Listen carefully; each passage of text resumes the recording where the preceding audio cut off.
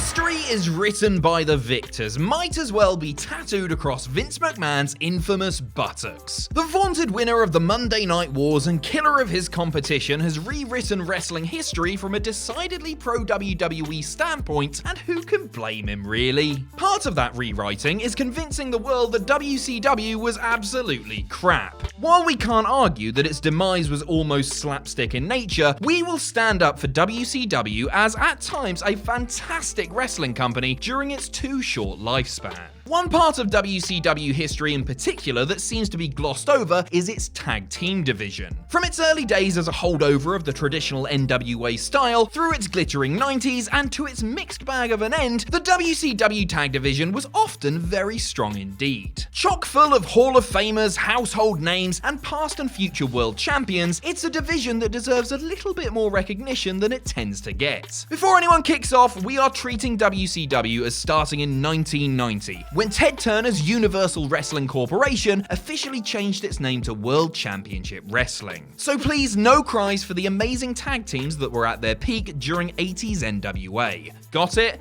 Great. Without further ado, I'm Adam Pacitti from Cultaholic.com, and these are the 10 greatest tag teams in WCW history. Join us. Number 10, the Blue Bloods. There's nothing more satisfying in wrestling than seeing some hoity-toity posh fellas get slapped about a bit, and I'm sure you'll agree that there aren't many performers better in that role than William Regal. Still going by the name Lord Steven, Regal was at his absolute pompous best as the leader of the Blue Bloods in WCW. Teaming with Earl Robert Eaton and Squire Dave Taylor, the three routinely cheated their opponents, angered the audience, and battered their hapless manservant Jeeves years before we all locked Lara Croft's butler in the big freezer on Tomb Raider 2. Don't pretend like you didn't do it. Now I know what you're thinking. What was legendary Midnight Express good old boy Bobby Eaton doing mixing it up with British snobs? In classic Regal style, Eaton was knighted by Blackpool's favourite son and taught about the finer things of British society. Think My Fair Lady, but if Audrey Hepburn had a mullet and did top rope leg drops. In the ring, the Blue Bloods were all business, mixing the methodical workmanship of Regal with the tag expertise of Eaton, and later the tough, hard-hitting style of Taylor. The Blue Bloods mixed it up with the likes of Harlem Heat and the surprising tag team champs Dirty Dick Slater and Bunkhouse Buck over the titles, but never claimed them for themselves. Interestingly, before Regal recruited Eaton, he was circling a certain Jean-Paul Levesque, but Levesque left WCW before they could properly team up. Wonder what happened to him. Number 9, the Fabulous Freebirds. Although not the genre-changing force they once were, the Fabulous Freebirds in WCW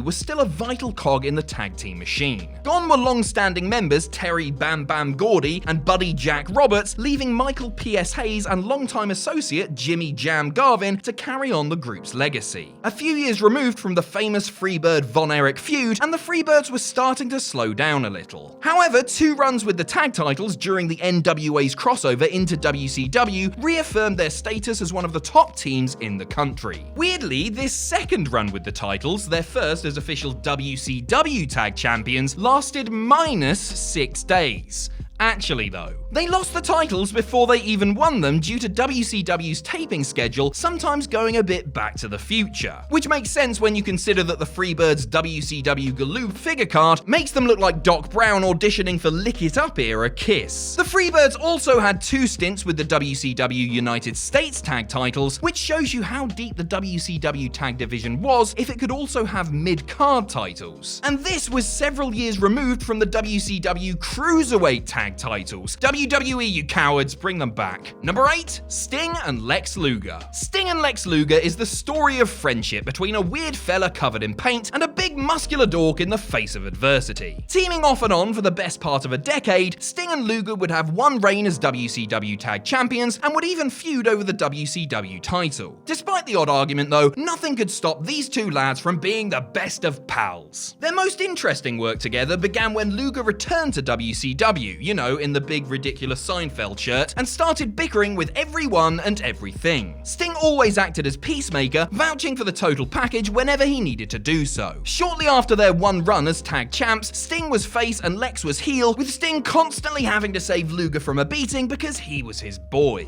The NWO changed everything though. Not only was Sting and Luger part of the Bash at the Beach main event with Randy Savage when Hulk Hogan shocked the world, but it was Luger's belief that Sting had joined the villainous group that caused the Stinger to start his goth phase in 1996. We've all been there, mate. But like we said, nothing could stop them from being the best of pals, and when Lex joined the Wolfpack, Sting joined too, and marked the occasion by growing a crap little goatee. Number 7, the Nasty Boys. Sitting somewhere between Bulk and Skull and Bebop and Rocksteady, the Nasty Boys were a pair of grimy, greasy ruffians who loved a great big scrap. Former one-time WWE Tag Champions, it was the Nasty's second run in WCW from 93 to 97 that served as the highlight of their career. Never a pair of in-ring technicians, the Nasties were allowed a little more brutal freedom in WCW than what had been afforded to them in WWE, and their all-out brawls became a highlight of WCW TV. The Nasties' tag title defense against Cactus Jack and Kevin Sullivan at Slamboree 94 is a particular highlight of their run and a perfect example of their style. A title feud with Harlem Heat in 1995 was another success, and a garbage brawl street fight dream match with former ECW stars Public Enemy in 1996 was further evidence of their success in the company. The Nasties' time as a team came to an end during a feud with the Outsiders. During a match between the two teams, Kevin Nash hit Nasty Boy Sags in the back of the head with a title belt, sending him into a legitimate rage. Sags thought Scott Hall had gone into business for himself and had hit him in the back of the head with a chair, and responded by knocking Hall's tooth out. Nasty by name, nasty very much by nature. Sags was soon released from WCW and retired, while Nasty Boy Knobs became a cornerstone of WCW's rubbish hardcore title scene in the late 90s. Number 6, the Hollywood Blondes. Some of the best tag teams in wrestling history are gone in the blink of an eye, and this was definitely the case with the Hollywood Blondes. The team of Flying Brian Pillman and Stunning Steve Austin were only together for the best part of 10 months in 1993, but left a mark which has only grown in importance with time. Although two of the best young talents in WCW, Austin and Pillman were seemingly going nowhere fast, bouncing from pillar to post, tag team to stable, and everywhere in between. But when the two started up the Hollywood Blondes in January 1993, everything changed for them. To put it simply, on screen, the Blondes were a pair of dickheads. Smug, brash, and believing in themselves to the nth degree, Pillman and Austin soon became one of the most hated teams in the company. The two played off each other fantastically, and soon picked up the WCW tag titles from the weird on-paper team of Ricky Steamboat and Shane Douglas. The Blondes' reign was long and eventful, lasting 169 days before Austin and Steven Regal, filling in for an injured Pillman, dropped the belts to the team of Arn Anderson and everyone's favourite Horseman, Paul Roma. The Blondes carried on for a little while longer before eventually splitting up. Years later in WWE, Austin and Pillman would join up again once more before falling out, leading to Pillman trying to shoot Austin in the Loose Cannon's house. Not wrestling shoot, actual shoot. With a gun. Number 5, Doom. Doom is a curious case of a tag team that created great waves during their short lifespan, but don't get nearly enough recognition from modern fans as they should. The team of Ron Simmons and Butch Reed were only together for a little over a year, but was so effective that it got the previously little-known Simmons over and ready for a run with the WCW title. Originally introduced by Woman as a team to topple the Steiners, Doom were two big burly brutes under nondescript black masks that absolutely battered the piss out of whoever was in their way. However, it wasn't until Woman abandoned the team in favour of the Four Horsemen that Doom really hit their groove. Unmasked and with Teddy play along as their new mentor, Doom went on a tear and toppled the Steiners for the NWA/WCW tag titles at Capital Combat 1990 at a time where Rick and Scott rarely lost. Doom held the belts for over 280 days, and it was during this reign that the championships officially became the WCW tag titles. Doom steamrolled the entire WCW tag division, beating the likes of the Steiners, Flying Brian, and Z-Man Tom Zenk, as well as retaining their titles via countout against Ric Flair and Arn Anderson. Doom dropped the titles to the Freebirds for the aforementioned weird negative tag title reign, and immediately split up, but appeared together sporadically afterwards. Number 4, the Four Horsemen. Okay, so this one is cheating a little bit, but who in their right mind is going to argue against the Horsemen being included on this list? Although the glory days of the Horsemen were, yes, in the NWA, the many 90s incarnations of the legendary legendary group were pretty fantastic and yielded some pretty awesome tag team combos. Arn Anderson and Ric Flair, of course, Arn and Brian Pillman, Chris Benoit and Dean Malenko, Arn and Paul Roma, even Mongo McMichael was alright, I suppose, and that's not mentioning the likes of Jeff Jarrett, Sid, Barry Windham and Kurt Hennig. Although overshadowed in parts by the NWO in the late 90s, the Horsemen was still a formidable name in wrestling and had 2 runs with the WCW tag titles to their name during the decade. Out of all Horsemen combos in the 90s though, it's hard to look past the team of Benoit and Malenko. One-time tag champs, the combo of the Crippler and the Iceman was pure technical wrestling nirvana, bringing a serious workmanlike ethic to the Horsemen, which was a far cry from the sometimes jet-flying ways of the past. Criminally, Benoit and Malenko's run with the titles only lasted 15 days, but seeing as there were 17 different tag title reigns in 1999, you can kind of understand. And people wonder how WCW flew off the rails. Number 3, The Outsiders. WCW's greatest triumph, and arguably a major cause of its downfall, The Outsiders and the NWO completely changed the business. When Scott Hall and Kevin Nash turned up in WCW in 1996 and caused utter mayhem on the reg, it was unlike anything we'd ever seen before. Whether powerbombing hapless commentary gimp Eric Bischoff through the stage, launching Rey Mysterio Jr. like a lawn dart, or skirting so close to their WWE gimmicks that it kicked off a massive lawsuit, everything the Outsiders did was lapped up by the WCW audience like thirsty dogs at a paddling pool. In the ring, their Midas touch continued, and the two became 6-time WCW Tag Champions over a 3-year period, including a mammoth 231-day run with the straps in 1997. Even when they adopted the Freebird rule, Wolfpack rule with 6, it couldn't slow their momentum. A focal part of the NWO versus WCW feud that engulfed the company, the Outsiders had memorable feuds with the Steiners, Harlem Heat, the Nasty Boys, and seemingly everyone in between. And who didn't like the Outsiders, really? Whether NWO, Wolfpack, or any variation of the two, the team had a license to print money, and the achingly cool charisma of Hall and Nash was always destined to get over. The only thing stopping the Outsiders from being higher on this list is a combination of erratic behavior, backstage shenanigans, and an apparent lust for power that ultimately helped doom both the team of Hall and Nash and WCW as a whole. Number 2, Harlem Heat. The 10-time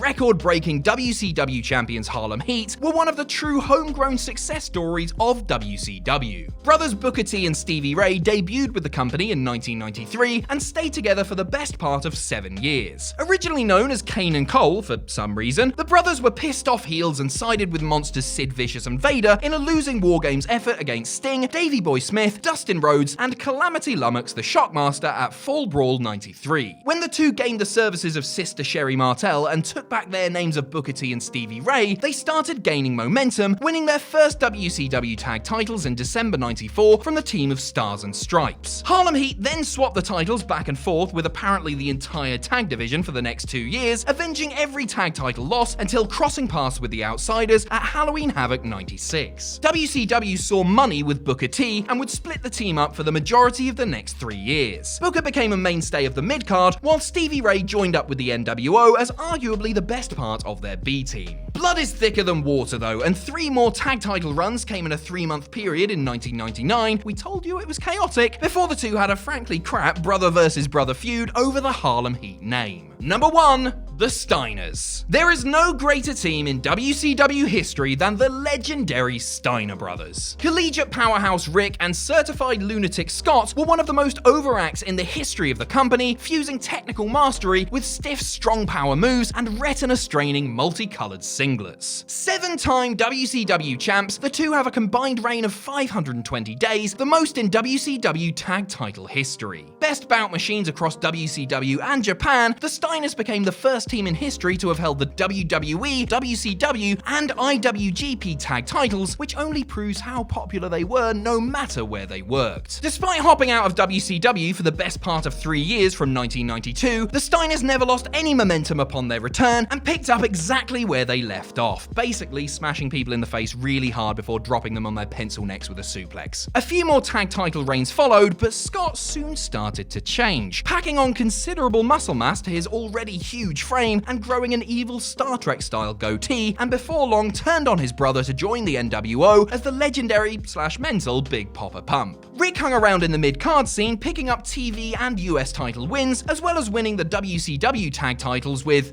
Kenny Chaos. Kenny Chaos! As for Scott, he did whatever he pleased really. I mean, who was going to tell him otherwise? Another quick run together occurred in WCW's dying days, before later legacy runs in New Japan and TNA. The Steiners are a team more than deserving of a spot in any Hall of Fame, although with Scott's feelings about seemingly everyone, this probably isn't going to happen anytime soon.